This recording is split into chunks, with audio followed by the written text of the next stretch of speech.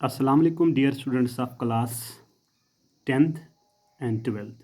Dear students, today we will read relative clause my dear students. मैं आपको आज relative class के बारे में बताऊंगा और इंशाल्लाह रहमान आपको ये बहुत जल्दी समझ आ जाएंगे। मैं आपको अब इसकी इजी ट्रिक बताऊंगा डियर स्टूडेंट्स। और ख़ासकर 10th वालों के लिए 2 मार्क्स है और 12th वालों के लिए 3 मार्क्स है। इंशाल्लाह रहमान ये बिल्कुल सिंपल है, बस आप कंसंट्रेट कीजिएगा इस वीडियो पे माय डियर स्टूडेंट्स। अच्छा, पहले मैं आपको क्लास के बारे में बताऊंगा। क्लास किसको हम बोलते हैं? एक सेंटेंस अगर कंप्लीट मीनिंग देगा उसको हम क्लास भी बोलते हैं।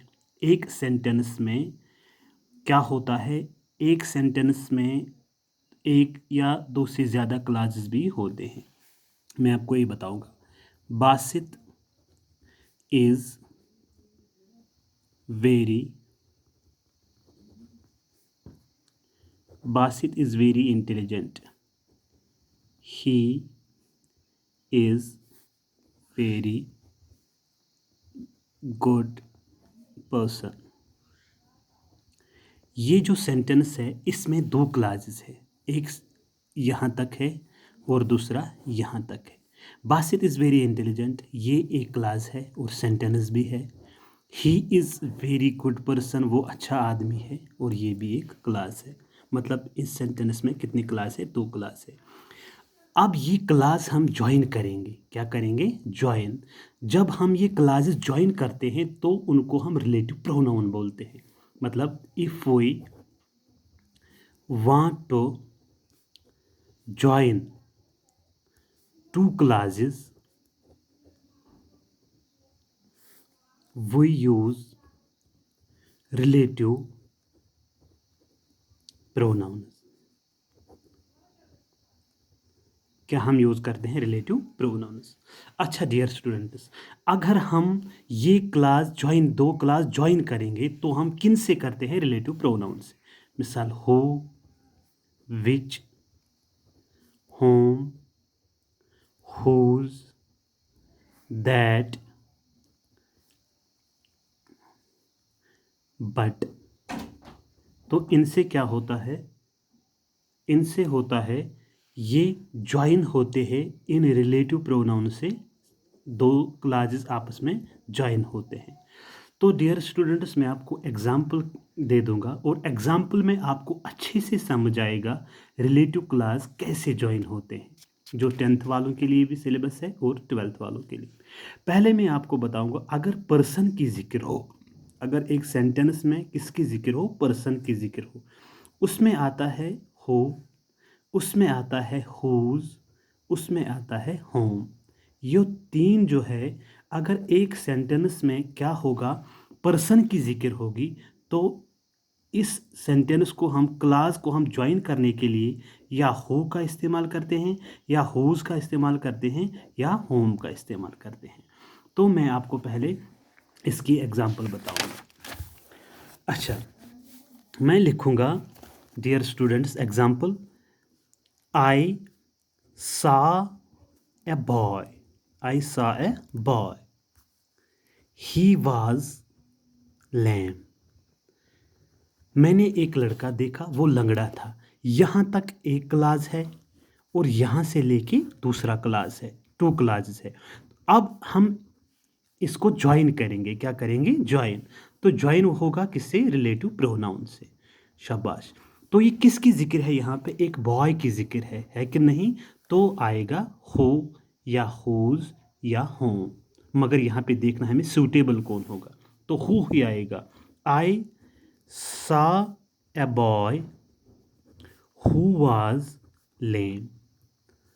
मैंने एक लड़के को देखा, वो लंगड़ा था। अच्छा, अब ये पूरा जो सेंटेंस बन गया ये एक ही क्लास बन गया और ज्वाइन किससे हुआ? रिलेटिव प्रोनाउन से। मतलब यहाँ पे अब ही दोबारा प्रोनाउन यूज नहीं होगा, अब रिलेटिव प्रोनाउन होगा। I saw a boy who was lame. Dear students, अच्छा, अब मैं दूसरी एग्जांपल आपको दूंगा।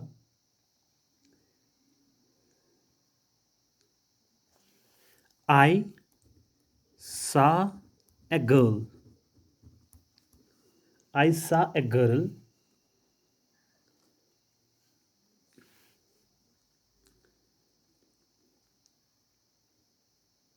I saw a girl. She was reading a book. I saw a girl. She was reading a book. दो क्लासेस है यहाँ पे. I saw a girl एक और she was reading a book एक. यहाँ पे गर्ल के एग्जाम्पल आ गई है. गर्ल तो गर्ल क्या है? पर्सन है. तो इसके साथ क्या आएगा? हु. तो आएगा I saw a girl who was reading a book. Dear students, ये आपको समझ में आ गया. जब पर्सन की जिक्र होती है तो हो, हुज या होम आता है माय डियर स्टूडेंट्स. अच्छा, मैं अब लिखूंगा ही इज ए रॉग. वो एक ठग है. No one trusts him. No one trusts him. वो एक ठग है, उस पर कोई भरोसा नहीं करता है. तो यहाँ पे क्या है? पर्सन की जिक्र आ गई है, लेकिन हु नहीं आएगा यहाँ पे. यहाँ पे होम मतलब थर्ड पर्सन को. He is a rogue whom no one trust. Whom no one trust, जिस पे कोई भरोसा नहीं करता है. यहाँ पे क्या आएगा? होम आएगा. डियर स्टूडेंट्स, ये आपको समझ आ गया. मतलब यहाँ पे क्या होता है मैं आपको ये बताऊंगा, और एग्जांपल मैं आपको दूंगा.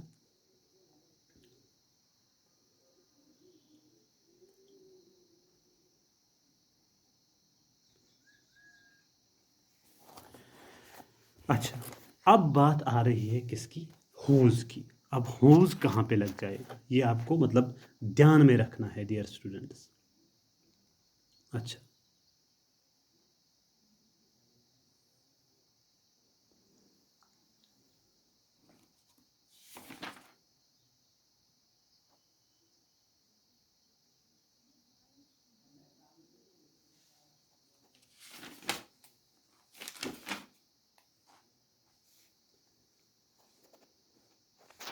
मैं ऐसे लिखूंगा. There stands a boy. वहाँ एक लड़का खड़ा है. Dash purse has been stolen. Dash purse has been stolen. वहाँ एक लड़का खड़ा है जिसका पर्स चोरी हुआ है. यहाँ पे हुज आएगा. जिसका मतलब पोजीशन बताता है. तहवील मतलब कौन चीज़ किसका है. Whose purse has been stolen. वहाँ पे एक लड़का है जिसका पर्स चोरी हुआ है. फिर से मैं बताऊंगा आपको. अगर पर्सन की जिक्र हो तो क्या आता है? हु आता है, हुज आता है और होम आता है. डियर स्टूडेंट्स, नाउ अब पढ़ेंगे हम दूसरा. क्या आता है? दैट. ये अब ध्यान ध्यान में रखिएगा. यहाँ पे दूसरा एग्जाम्पल भी मैं आपको बताऊंगा. अच्छा, that can be used for person. That can be used for person also. Person also, but not nowadays. लेकिन आजकल नहीं. Not nowadays. पुराने ज़माने में करते थे लेकिन आज नहीं. ये आप यहाँ पे कंफ्यूज ना होना. दैट भी एक पर्सन के लिए इस्तेमाल होता है लेकिन पुराने ज़माने में, आज नहीं होता है. अच्छा, और दैट किसके साथ लगता है? एनिमल्स के साथ लगता है. एनिमल्स के साथ लगता है. And lifeless. लाइफलेस थिंग्स के साथ लगता है. लाइफलेस थिंग्स कौन होते हैं? मतलब जो नॉन लिविंग थिंग्स होते हैं उनके साथ क्या लगता है? दैट भी लगता है. नॉन लिविंग्स के साथ भी दैट लगता है. खासकर हमें यहाँ पे ये ध्यान रखना है डियर स्टूडेंट्स, एनिमल्स के साथ दैट लगता है और लाइफलेस एंटिटीज़ जो बेजान चीज़ें होती हैं उनके साथ क्या लगता है? दैट लगता है. मैं आपको एग्जाम्पल बताऊंगा यहाँ पे. Happy is the man who is honest. Happy is the man who is honest. Who is honest. यहाँ पे दैट का इस्तेमाल भी होता है डियर स्टूडेंट्स, क्योंकि यहाँ पे आदमी की जिक्र है. हो भी लगता है, दैट भी लगता है. लेकिन आप कंसंट्रेट कीजिए किस पे? हो पे, क्योंकि ये पर्सन है. मैं आपको ये बताऊंगा. Show me the road. Show me the road. The road leads to Jammu. मेहरबानी करके मुझे रास्ता दिखाओ, वो रोड दिखाओ जो जम्मू की ओर जाता है। तो रोड है lifeless entity, non living thing, इस पे आएगा क्या, दैट भी आता है और विच भी आता है। विच अब हम नहीं पढ़ा अभी, तो दैट आएगा। Show me the road that leads to Jammu. अब दोबारा द रोड नहीं आएगा, क्या आएगा, दैट, क्योंकि ये लाइफलेस एंटिटी है। Dear student, this was the first lecture my dear student.